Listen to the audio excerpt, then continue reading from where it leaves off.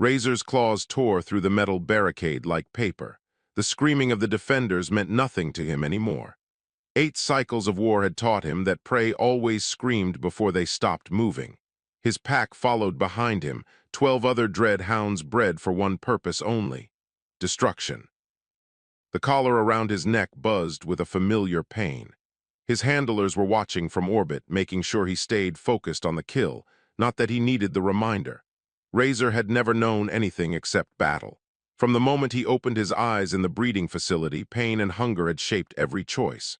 Obey or suffer, fight or starve. There was no third option. Target 7 spread out before him, a planet covered in green forests and blue oceans. The Valorian Empire wanted it, so the dread hounds came first to clear the way. They always did. Razor stood 12 feet tall at the shoulder, his obsidian fur rippling over muscles designed for maximum damage. His teeth could crush steel. His speed made him faster than most vehicles. The Valorians had spent centuries perfecting creatures like him. The settlement ahead showed signs of desperate defense. Walls made from local materials. Primitive energy shields that flickered and died under sustained assault. Small bipedal creatures running between buildings, trying to evacuate their young. Razor had seen it all before on 16 other worlds. This one would fall just like the rest. His pack spread out in practiced formation. The handlers called it tactical deployment. Razor just knew that surrounding prey made them easier to catch. He leaped over a burning vehicle and landed in the settlement's main square. Bodies lay scattered around, some still moving weakly. These defenders had soft skin that tore easily. Their weapons barely scratched his hide. A group of them formed a defensive line near a large building with a red symbol on its walls. They fired their projectile weapons at him without stopping. The rounds bounced off or buried themselves shallow in his thick fur. Razor charged. 3 seconds later, the line broke. The survivors fled into the building. He followed. The structure collapsed partially when he forced his bulk through the entrance. Dust filled the air.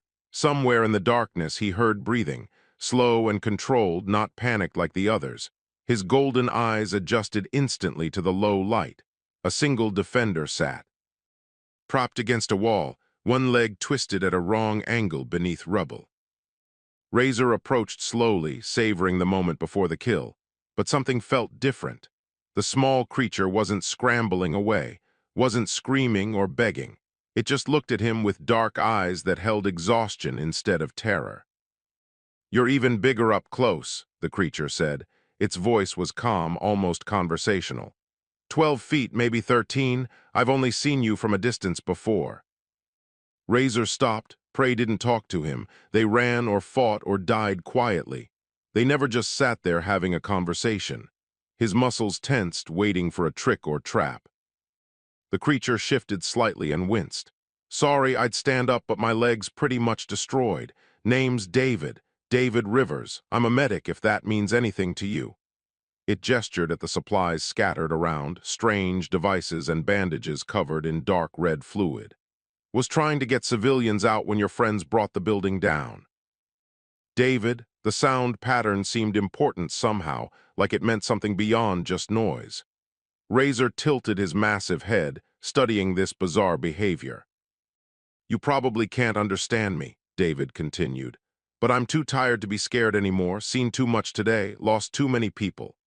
He pulled out a small rectangular device and touched its surface. Images appeared, glowing in the darkness. "This is my family, my sister, her kids. They're back on Earth, our home world. Probably don't even know I'm out here fighting." Razor's eyes fixed on the images. Small creatures like David, but younger. They stood next to a 4-legged animal that looked remarkably similar to Razor himself, just much smaller. The tiny version had its mouth open in what seemed like happiness, not aggression. "That's Bruno," David said, following Razor's gaze. "Best dog in the world, loyal, loving, would do anything to protect us. You look like him, you know, if he was massive and terrifying." A weak laugh escaped David's lips. "Kind of funny, isn't it? We're being killed by something that looks like man's best friend." The collar buzzed again, harder this time. Razor's handlers were getting impatient. Complete the kill, return to the pack, continue the assault, standard procedure. He had done it thousands of times. David reached for something at his belt. Razor's body tensed automatically, ready to strike. But the creature just pulled out a container and opened it, clear liquid inside. "Water," David said. "Probably useless offering it to you, but sharing's what humans do." He held it out with a steady hand. Nobody had ever offered Razor anything. Food came in chunks thrown on the floor, water in buckets he shared with the pack. Everything was given as fuel, never as kindness. The concept didn't exist in his world. His massive head lowered slightly toward the offered container. David didn't flinch, didn't pull away, just kept his hand extended like it was the most natural thing in existence. The collar activated fully, sending pain through Razor's nervous system. His handlers were commanding him directly now. "Kill the target. Do it now. Report back immediately." Razor looked at David, then at the glowing images of his family and the small creature called Bruno, then at his own reflection in a broken piece of metal nearby. For the first time in 8 cycles of absolute obedience, a thought formed in his mind that had never existed before. What if there was a third option? His jaws opened wide. Razor's jaws closed around the pain collar instead of David's throat. The metal device crunched between his teeth like a dried bone. Sparks flew as the circuits shorted out. The constant background pain that had lived in his neck for 8 cycles suddenly vanished. For 3 full seconds, Razor just stood there, experiencing true silence in his own body for the first time. Then the alarm started. Somewhere in orbit, his handlers were seeing the telemetry. Collar destroyed. Dreadhound gone rogue. It had happened before with other war beasts. The response was always the same: termination. David stared at him with wide eyes. "Did you just break your own collar?" Razor turned his massive head toward the human. Without the collar's influence, his mind felt clearer than it ever had. Thoughts came easier, faster. He had always been intelligent, but the constant pain and control had buried it under layers of programmed violence. "You can understand me," David said quietly. It wasn't a question. Something in Razor's eyes must have changed. "And you chose not to kill me." A roar echoed from outside. Razor's pack had noticed his absence. The other dread hounds were still collared, still obedient. They would come for him now, following handler orders to eliminate the traitor. He had maybe 5 minutes before they arrived in force. Razor moved to the collapsed entrance and pushed rubble aside with his snout. His body blocked the opening, creating a defensive position. If his former packmates wanted David, they would have to go through him first. "You're protecting me," David said, his voice full of wonder. "Why, we're enemies. My people are trying to kill yours." Razor turned back and made a low rumbling sound. Not a growl of aggression, something softer. He didn't have words yet, didn't know how to shape human sounds with his mouth, but he could communicate intent. David seemed to understand. He pulled himself into a better sitting position, wincing at his shattered leg. "Okay, if you're going to fight your own kind for me, least I can do is patch myself up properly." His hands moved quickly over his injuries, applying bandages and strange chemical compounds that made the bleeding stop. The first of Razor's former pack arrived. Shadow, a dread hound he had fought beside for 6 cycles. She crashed through a wall instead of using the entrance, her eyes locked on Razor with confusion and anger. The handlers had sent her. Trusted packmate turned executioner. Razor met her charge head-on. Their bodies collided with enough force to crack the floor beneath them. They had sparred countless times before, but this was different. Shadow fought to kill. Razor fought to protect. He was bigger, stronger, more experienced. But Shadow had the collar's pain driving her forward, making her ignore damage that should have stopped her. Her teeth found his shoulder. Her claws raked his side. Razor refused to give ground. David was behind him. That simple fact changed everything. For the first time in his existence, Razor wasn't fighting because he was ordered to. He was fighting because he chose to. The difference gave him strength he never knew he possessed. He threw Shadow across the room. She hit hard, stunned long enough for Razor to pin her down with one massive paw. Their eyes met. Razor saw the same trapped intelligence he used to have. Shadow wasn't evil. She was enslaved, just like he had been minutes ago. He couldn't free her, not without destroying her collar. And if he tried that, she would tear his throat out following her programming. Razor released her and backed toward David again. Shadow stood slowly, clearly confused. Why was he letting her go? Why wasn't he finishing the fight? The collar buzzed on her neck, demanding she complete her mission, but something in Razor's stance made her hesitate. "Tell them I'm worth more alive," David called out suddenly. His voice was directed at Shadow, at the handlers monitoring through her collar.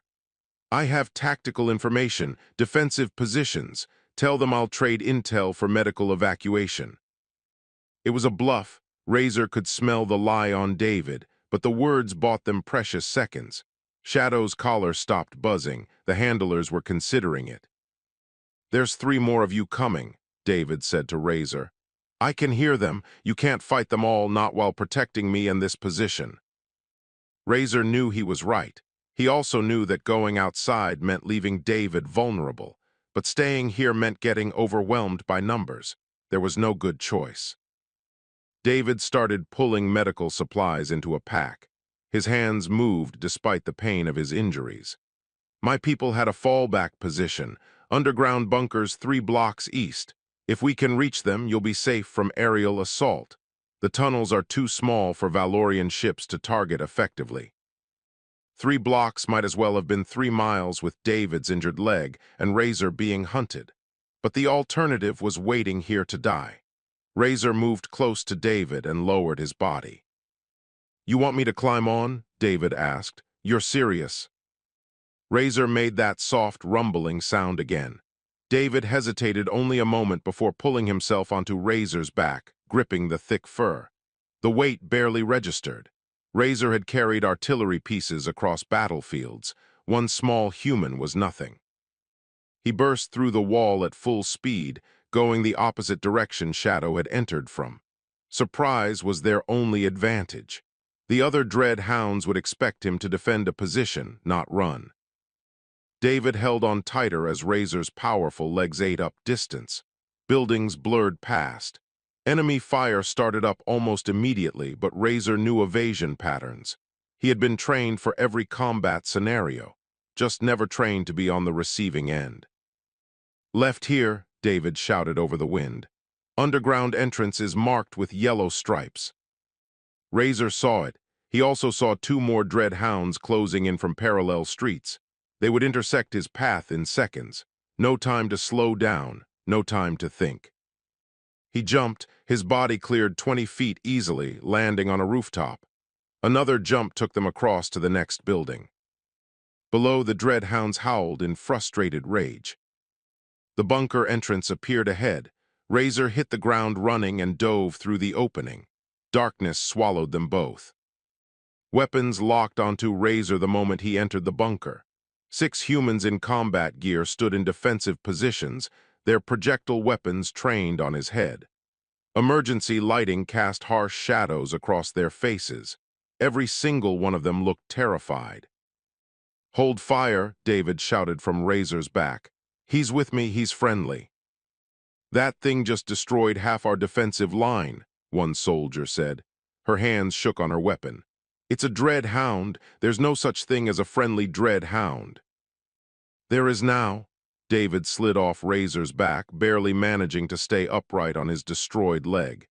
"He broke his own collar, fought his pack to protect me. He's choosing to be here."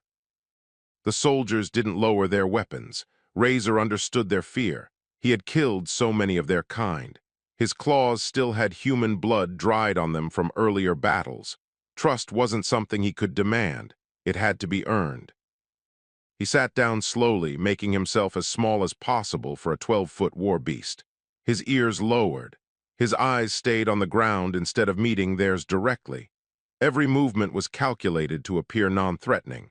He had spent his whole life learning body language for hunting. Now he used it for the opposite purpose. "It's sitting like a dog," another soldier whispered. David corrected firmly. "Not it. He has a name, Razor, and he saved my life when he could have killed me." A woman with commander insignia stepped forward. She kept her weapon ready, but her finger moved off the trigger. "David," I've known you for 3 years, never seen you wrong about someone's character, but this is beyond wrong if you're making a mistake. That creature could kill everyone in this bunker in 30 seconds. He could, David agreed, but he won't, because he's not a creature, he's a person who's been enslaved his entire life, and he just chose freedom. Razor watched the exchange carefully. These humans communicated with more than just words.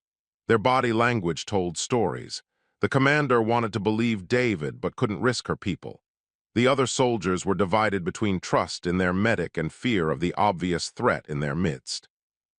David reached into his pack and pulled out the water. Container from earlier, the same one he had offered Razor during their first meeting. He opened it and took a drink, then held it toward Razor. "Show them," David said quietly. "Show them you understand kindness." Razor lowered his massive head and drank carefully from the offered container. His tongue could have knocked it from David's hand easily. Instead, he took only a little water and pulled back, leaving plenty for the human. The simple act changed something in the room. Weapons lowered slightly. The tension didn't disappear, but it shifted into something more manageable. "He's injured," one soldier observed. "Those cuts on his shoulder and side, from fighting other dread hounds." "From protecting me," David confirmed. "He fought Shadow, one of his own pack, because she was ordered to kill him for breaking free." The commander studied Razor for a long moment. Her eyes were sharp, evaluating threats like any good military leader, but she was also looking for something else. Signs of intelligence, signs of choice. "Can you understand us?" she asked directly to Razor. He met her eyes and nodded slowly. The gesture was clumsy, not natural to his body structure, but the meaning was clear enough. Several soldiers stepped back in shock. One dropped his weapon entirely. Understanding changed everything. It meant accountability.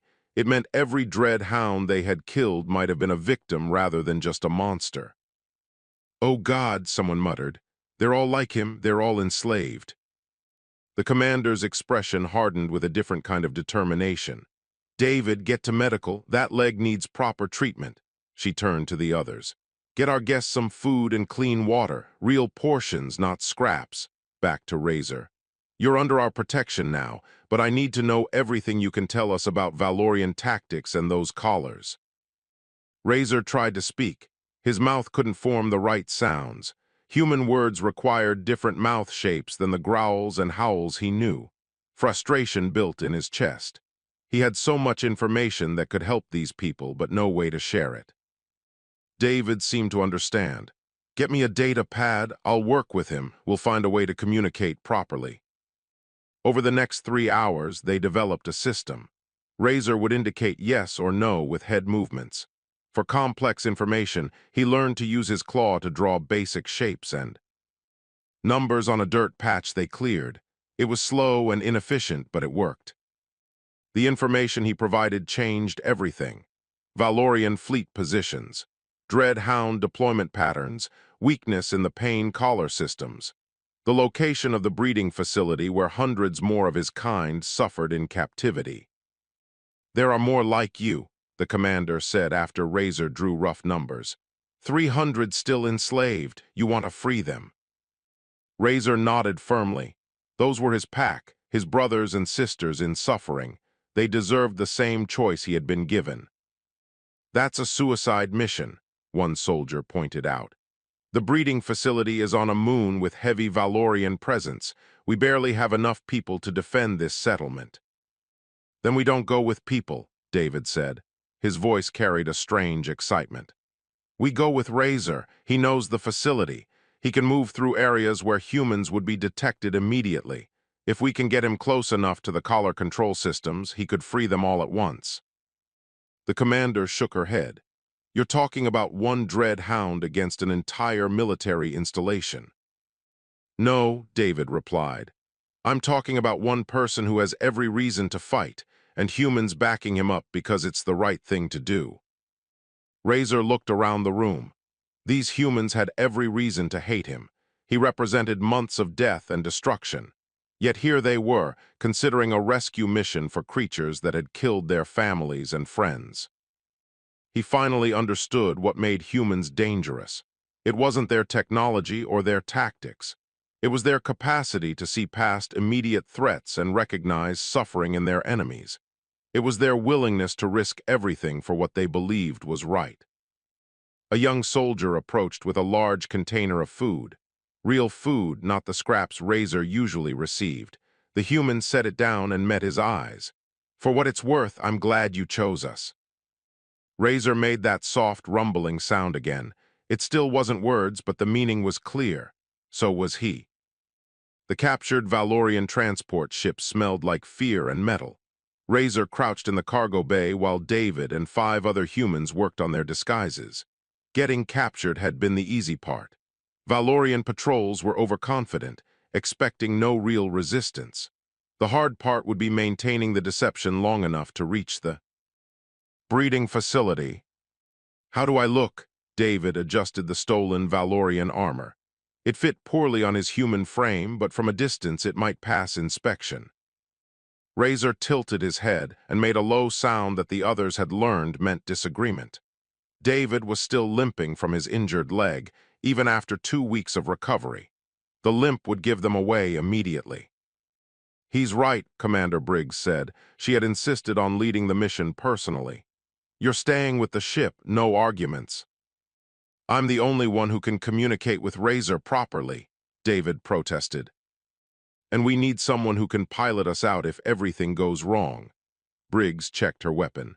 "Besides, Razor and I have been practicing. We understand each other well enough." It was true. Over the past 2 weeks, Razor had learned to follow human hand signals. He still couldn't speak their language, but he could understand it.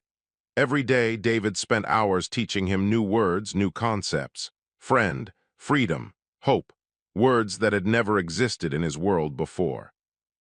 The breeding facility appeared on their view screen. A cold moon orbiting a gas giant. No atmosphere, just metal structures built into the rock designed for one purpose: creating and controlling dread hounds. Razor's body tensed at the sight. Memories flooded back. Pain, hunger, the screaming of packmates who failed training. David placed a hand on Razor's shoulder. "We'll get them out, all of them." The transport received clearance to dock. Valorian security was lax because nothing ever threatened this facility. Who would be crazy enough to attack the source of their most powerful weapons? Razor would have found it funny if the situation wasn't so serious. They docked in the main hangar. Briggs led the way, walking with the confident stride of a Valorian handler. The disguise was good enough. The other soldiers followed, playing the role of escort troops. Razor walked last, wearing a damaged collar they had modified to look functional. It broadcast a fake signal, making systems think he was still under control. The facility's interior made Razor's stomach twist. Every corridor looked the same. Gray metal walls, harsh lighting, the distant sounds of dread hounds howling. He had been born in a chamber somewhere in this place, had taken his first painful steps here, had learned that survival meant absolute obedience. A Valorian handler approached. "New acquisition. Recaptured rogue," Briggs replied in the Valorian language she had been practicing. Her translator device helped with accuracy. "Command wants him reprocessed." The handler studied Razor with cold eyes. "This is the one that broke his collar on Target 7. He looks intact for a rogue. Usually we have to put them down." "He's valuable. 8 cycles of perfect service before the malfunction." Briggs kept her voice bored, like this was routine. "Command wants to know what caused the break before disposal." "Processing is 3 levels down. Collar control is Central Hub level 5. The handler pointed. "You need authorization codes." "Already have them?" Briggs showed a data pad with stolen credentials. The information Razor provided had included security protocols. He remembered everything from his time here, every code, every guard rotation, every weakness. The handler nodded and walked away. They had minutes before someone ran a deep check on those credentials and discovered the forgery. "Move fast," Briggs whispered. The team split up. 2 soldiers headed for the communication array to jam outgoing signals. 2 more went to secure their escape route. Briggs and one other stayed with Razor, heading down toward the central hub. The howling grew louder as they descended. Razor's ears pinned back. He knew those sounds. Pain, confusion, rage with nowhere to go except inward. Every dread hound here was living the nightmare he had escaped. Level 5 opened into a massive chamber. The central hub controlled all collar systems for the facility. Dozens of Valorian technicians worked at stations, monitoring hundreds of individual dread hounds. On the walls, screens showed live feeds from the training chambers. Razor forced himself to look away. He didn't need more nightmares. "That's a lot of Valorians," the soldier muttered. Briggs checked her weapon. "Razor, you know what to do. Get to that control panel. We'll cover you." This was the point where the plan got dangerous. Razor dropped the pretense of being controlled. He charged forward at full speed. Surprise gave him 3 seconds before alarms started blaring. 3 seconds was enough. His claws tore through the main control panel, ripping out circuits and processors. Sparks flew. Screens went dark. And throughout the facility, hundreds of pain collars simultaneously shut down. The howling changed tone. Confusion became rage. Rage became action. Somewhere below them, dread hounds were experiencing their first moment of freedom. Razor knew exactly what they would do with it. The same thing he had wanted to do every day of his captivity: fight back. Valorian handlers started dying. Not all of them. Some were smart enough to run, but years of cruelty had consequences. The freed dread hounds showed no mercy to their tormentors. Briggs and her soldier fought their way back to Razor's position. Valorian security forces poured into the chamber, but they were designed to fight external threats, not an internal uprising. The freed dread hounds attacked from every direction. A massive shape burst through a wall. Razor recognized her immediately. Shadow. His former packmate looked different without the collar. Her eyes showed clarity instead of the drug-induced rage. She saw Razor and paused, confused. Razor made a series of sounds, not quite words, but close. The dread hound language of howls and growls that handlers had tried to eliminate. He told her what had happened, told her they were free, told her to run. Shadow understood. She turned and began herding other freed dread hounds toward the hangar. Some fought her, too broken by years of torture to accept help, but most followed. The instinct to form packs was stronger than programming. "We need to move now," Briggs shouted over the chaos. Explosions rocked the facility as freed dread hounds destroyed everything in reach. Razor led them through the carnage. Bodies lay everywhere, some Valorian, some dread hound. Freedom had a price, and not everyone would survive to see it. The hangar was chaos. Human soldiers fought alongside confused dread hounds against the remaining Valorian forces. David had moved the transport to the main bay doors, engines running hot. "Get them on board," Razor heard David's voice over the communication systems. "Any dread hound that wants out, we take them." Hundreds of freed war beasts poured into the hangar. Many were injured. Some were dying. All were desperate for escape. Razor stood at the transport's entrance, guiding them inside. Shadow helped, her presence calming others who might have panicked. The last Valorian defensive position collapsed. Briggs grabbed Razor and pulled him toward the ship. Time to go, now. Razor looked back one final time. The breeding facility was tearing itself apart. Fires burned across multiple levels.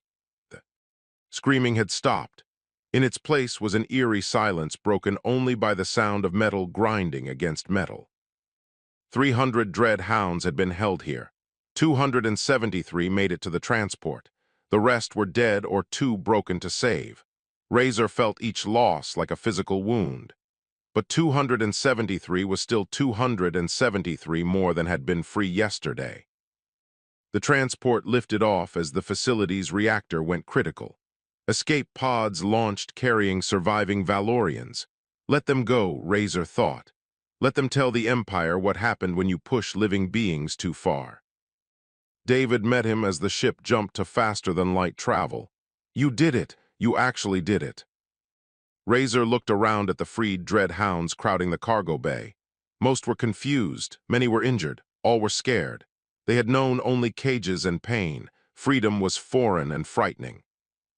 But they were free, and that was a start. Target 7 had transformed in the 3 weeks since Razor's liberation. The human settlement expanded to accommodate 273 confused dread hounds, most of whom had never experienced anything except captivity. The integration wasn't going smoothly. Razor watched from a hillside as another fight broke out in the training area. 2 younger dread hounds, barely 4 cycles old, were tearing at each other over food despite having plenty available. Nearby humans scrambled to intervene safely. "They don't understand there's enough for everyone," David said, approaching with his now-healed leg. "All they've known is competition for scraps." Razor made a low rumbling sound. He understood the problem better than anyone. The freed dread hounds were physically free but mentally still caged. Years of torture had shaped their behaviors.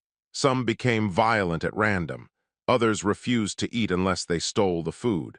Many couldn't sleep without the pain of a collar reminding them they were controlled. Shadow joined them on the hillside. She had become Razor's second in command, helping manage the other dread hounds. But even she struggled with sudden rages, moments where the programming overrode her newfound freedom. "How many today?" David asked. Shadow held up 3 claws. 3 dread hounds had to be sedated after becoming dangerously aggressive. It was fewer than yesterday's 5, but still too many. The humans were patient, but Razor could sense their growing fear. They had welcomed victims, but were discovering that victims could also be dangerous. A young girl approached the hillside, maybe 8 years old. She carried a ball made from salvaged materials. "Can Razor play?" she asked David directly, showing no fear of the massive war beast. "Is he in a good mood?" David asked seriously. The girl studied Razor carefully. "Yes, his ears are up and his tail isn't stiff." David smiled. "Then yes, but stay where I can see you both." The girl threw the ball. Razor chased it without thinking, his body responding to play like it was the most natural thing in the world. Maybe it was. Maybe this was what he was supposed to be before the Valorians twisted him into a weapon. He brought the ball back and dropped it at her feet. She giggled and threw it again. Shadow watched with fascination. She had never seen Razor like this, acting like the small creature called Bruno in David's pictures. "Can Shadow play too?" the girl asked. Shadow tensed. She didn't know how to play, didn't understand the concept. But the girl was offering something, extending trust. Shadow looked at Razor for guidance. Razor picked up the ball and gently tossed it toward Shadow with his snout. The throw was careful, not aggressive. Shadow caught it reflexively, confused by the game but not threatened. "Bring it back," the girl called. "Then I throw it again." Shadow approached slowly and dropped the ball. The girl threw it. Shadow chased it. Something clicked in her mind. This was pack behavior but without the violence. Cooperation without competition. She brought the ball back faster this time. Within minutes, 5 more children had joined. 6 dread hounds were playing with them, including some who had been violent just hours before. David watched with tears in his eyes. "This is how we heal them," he said quietly. "Not with rules or training, with kindness and patience." The moment shattered when alarms blared across the settlement. Valorian ships had entered orbit. Long-range scans showed a fleet, not a scouting party. The Empire had come for revenge. Razor's body shifted instantly from play to combat mode. Around him, other dread hounds responded similarly. But their responses were chaotic. Some ran. Some attacked the nearest person. Some froze completely. Years of programming made them react to threats with confusion rather than coordination. David was already running toward the command center. "Get the children underground, all civilians to the bunkers, combat teams to defensive positions." Razor gathered the dread hounds who were stable enough to understand. Shadow, 3 others who had adjusted well, and a dozen more who seemed capable of following basic directions. It wasn't many, but it would have to be enough. The first Valorian dropships landed on the settlement's outskirts. Armored soldiers poured out, equipped with weapons designed specifically for killing dread hounds. They had learned from previous encounters. This assault was planned and precise. Human defenders opened fire from fortified positions. Their weapons were effective but limited. The Valorians had numbers and technology. Without the freed dread hounds helping, the settlement would fall within hours. Razor led his small pack toward the nearest landing zone. They moved as a unit, using tactics he remembered from his war beast days. But instead of attacking helpless civilians, they were defending them. The difference made him fight harder than he ever had before. Valorian soldiers died quickly. They expected dread hounds to be collared and controlled. Free war beasts fighting with purpose were something else entirely. Razor's claws tore through armor. Shadow flanked and eliminated snipers. The others followed their lead, learning cooperation through necessity. But more drop ships kept landing. For every Valorian they killed, 3 more appeared. The mathematics were against them. Then something changed. A roar echoed from the settlement center. One of the unstable dread hounds, a massive male who had been sedated earlier, had woken up. He charged into battle with no coordination, just pure rage. Normally, that would be a disaster. But the Valorian soldiers didn't know he was unstable. They saw a dread hound attacking and responded with their standard anti-collar protocols. Protocols that didn't work because he wasn't collared. The male's chaotic assault disrupted an entire Valorian formation. In the confusion, human defenders pushed forward. More dread hounds joined the fight, stable or not. Their lack of coordination became an advantage because the Valorians couldn't predict their movements. Razor saw the opportunity. He howled not a war cry but a rally call. Every dread hound on Target 7 heard it. Every single one responded. 273 war. Beasts converged on the Valorian invasion force. Some attacked wildly, some worked in packs, some just ran in circles creating chaos. It didn't matter. The sheer mass of freed dread hounds overwhelmed the organized military assault. The Valorian commander made a critical mistake. He activated a signal meant to trigger pain in collared dread hounds, hoping to disable them. Instead, the signal just made angry war beasts angrier because they had no collars to receive it. Razor fought alongside David and Briggs near the command center. A Valorian officer tried to activate a tactical retreat. Shadow took him down before he could complete the order. Without leadership, the Valorian soldiers broke formation. The battle lasted 3 more hours. When it ended, the settlement was damaged but standing. Valorian survivors fled to their ships and retreated into orbit. They had vastly underestimated what freed dread hounds could do when defending something they cared about. Razor stood in the settlement center, surrounded by exhausted humans and dread hounds. Many were injured, some were dead, but they had won, together. David approached with a medical kit, already treating wounded dread hounds. The Valorians will be back. They won't let this stand.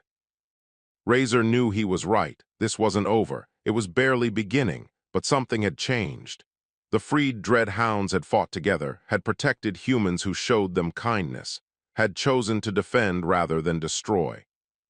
Shadow sat beside him, panting heavily.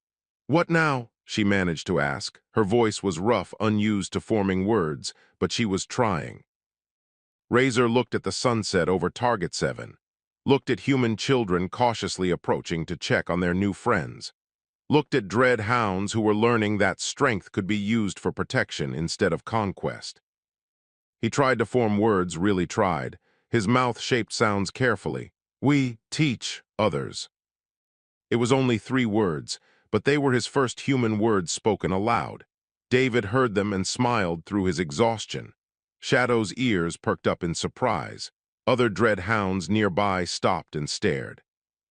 The weapon of extinction was learning to speak, and what he had to say might just change everything. 6 months changed everything. Razor walked through the expanded settlement watching scenes that would have been impossible during his time as a weapon, a dread hound. Carefully carried building materials for human construction workers. Children rode on the backs of war beasts who moved with gentle precision. Shadow taught a class on nonviolent conflict resolution to both humans and newly freed dread hounds. David approached with news. Another transport arrived from the liberated colonies, 53 more dread hounds. They heard about Target 7 and wanted refuge.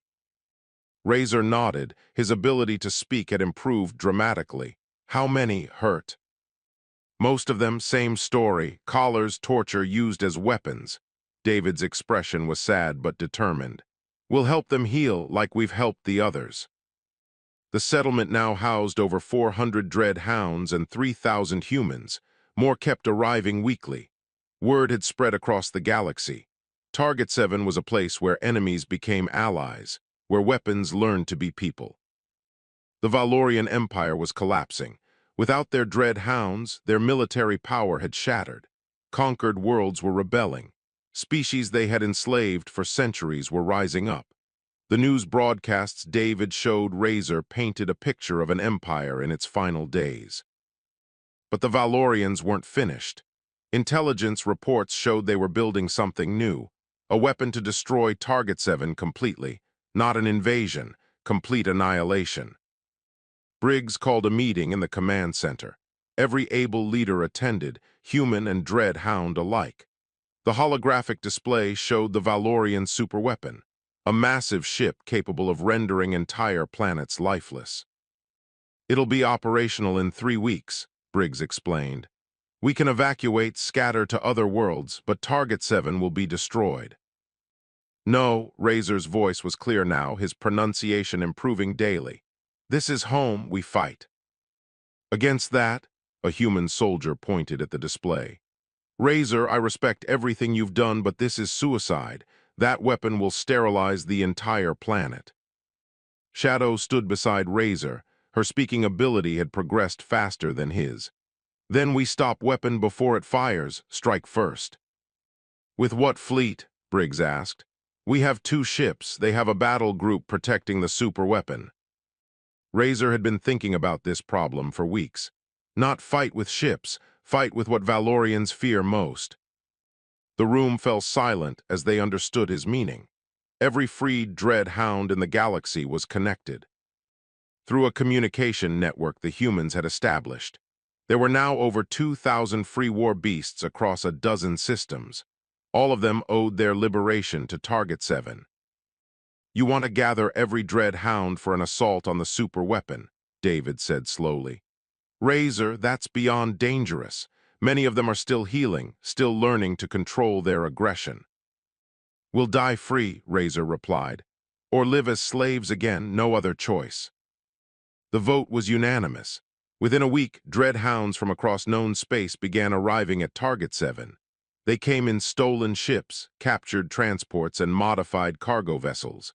Each brought their own story of liberation, their own scars from Valorian cruelty. Razor stood before them all in the largest clearing they could create. 2,043 dread hounds, the largest gathering of free war beasts in history. Many were damaged, some were unstable, all were determined. We were weapons, Razor spoke carefully. His words were transmitted through speakers so all could hear. Made to destroy, trained to kill, knew only pain and orders, but humans showed us different way, showed us kindness, choice, freedom. Shadow continued where he paused. Now Valorians want to destroy those who freed us, want to kill humans who gave us hope. We say no. We who were weapons of extinction now choose what we fight for. The howl that rose from 2,000 dread hound throats shook the ground. It wasn't a war cry. It was a declaration. They were done being used, done being tools. If they fought now, it would be for something that mattered. The assault plan was insane. Dread hounds couldn't survive in space without protection, but they could survive for 15 minutes in the cargo bays of breaching pods. 15 minutes of vacuum exposure before their bodies shut down. It would be enough. Human pilots volunteered to fly the pods. David was among them. Razor tried to convince him to stay behind. David refused. You saved me first, David said simply. I'm not letting you do this alone. They launched the assault 4 days later. 50 breaching pods accelerated toward the Valorian superweapon while it was still under construction. Valorian defense ships moved to intercept, but they were designed to fight other ships, not small fast pods with no life support signals. The pods punched through the superweapon's hull. Dreadhounds poured into the interior, claws and teeth against metal and machinery. Valorian crew members tried to fight back. They died quickly. Razor led the way to the main reactor. David stayed close, guiding him through technical systems Razor didn't understand. Alarms blared, bulkheads sealed, emergency crews mobilized. None of it mattered. 2,000 Dreadhounds ripped the superweapon apart from the inside. They destroyed the reactor, shredded the weapon systems, tore through every critical system they could find. The ship was dead in 30 minutes. But escape pods were launching, Valorian leadership fleeing. Razor couldn't let them go. They would just build another weapon, enslave another species, continue the cycle. He made the hardest choice of his life. Shadow, get everyone out, get them home. Shadow understood immediately. Razor, no. Someone must stay, hold reactor, make sure ship truly dies. He looked at David. Get him home safe, tell them. Tell them weapons can choose to be heroes. David grabbed Razor's fur. We find another way, you don't have to die here. Not dying, Razor corrected gently. Choosing, big difference. Shadow had to physically drag David away. The other Dreadhounds retreated to the breaching pods. Razor stayed behind, holding the reactor in a critical state. The superweapon began breaking apart. Escape pods scattered in all directions. But then something unexpected happened. Other Dreadhounds returned, first 10, then 30, then 100. They chose to stay with Razor to ensure the mission completed. You should go, Razor told them. We choose to stay, one replied. Choose to matter. In the end, Razor did escape. Human engineers figured out how to remote detonate the reactor, but 147 Dreadhounds didn't make it out. They died as heroes, not weapons. Target 7 held a memorial 3 weeks later. Human and Dreadhound names were carved into stone together, warriors who had chosen to protect rather than destroy.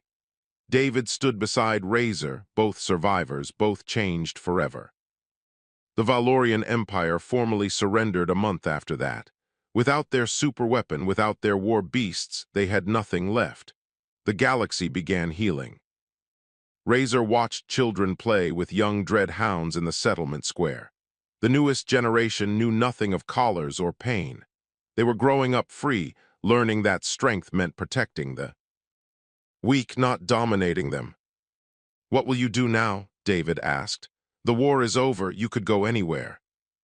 Razor considered the question. He could explore the galaxy, could find a quiet world and live in peace, could do anything he wanted. Stay here, he decided. Help others heal, teach young ones, build something better. David smiled, still guarding me even when there's no danger.